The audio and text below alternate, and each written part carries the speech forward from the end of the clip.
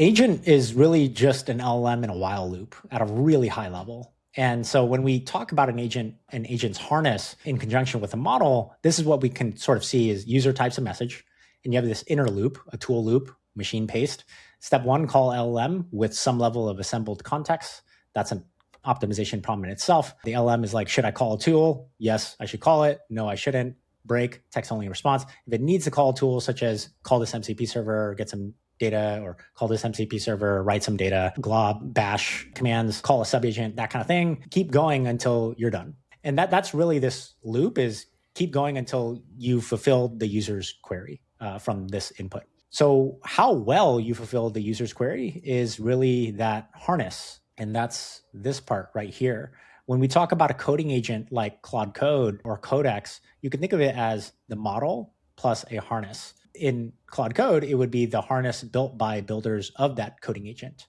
The system prompt, the code search tools, orchestration, any of the markdown file context that comes with it in the assembly. And then the user harness, this is another term to define. User harness is the feed forward or feedback controls per Martin Fowler and the language that his team brings to the table. That's how are you steering the thing? And then what inputs are you giving it? What's your prompt? And then what data are you giving it? What logs are you feeding it? And we see that really clearly with this visual here. So you as the human might be steering, and you might drive principles, rules, reference documents, how-tos, and that's feed forward for the coding agent. Feedback is after point of generation, how do we make that user harness part of that original image better with static analysis or review agents like adversarial agent review or logs or the browser with Chrome DevTools and stuff like that. And that way that you give that feedback. So then this purple part gets better and you're steering in this part and you get better at that too. Jonathan, this is a good time to invite your opinion from a CTO perspective. What are the things that you think AI builders need to be thinking about right now in this moment when it comes to harness engineering? I think it's an active topic that people are trying to figure out, what it means, and then what it means to them.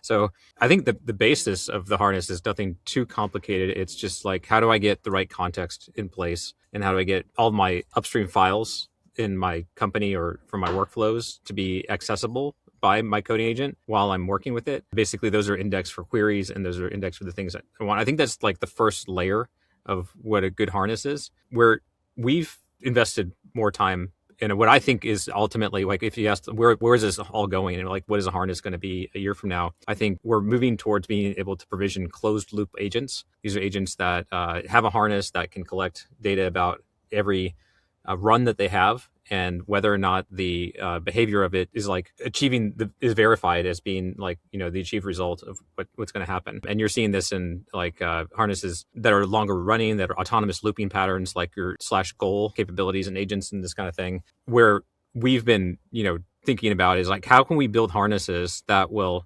gradually evolve towards being closed loop systems. I don't know if that's the right decision for you in your company today, but that is how we're architecting and engineering our systems, is to be able to evolve towards closed loop systems. And what that means is that we need to be able to create a log of every run that the agent has. We need to be able to evaluate whether it was good or bad and have evaluations in place.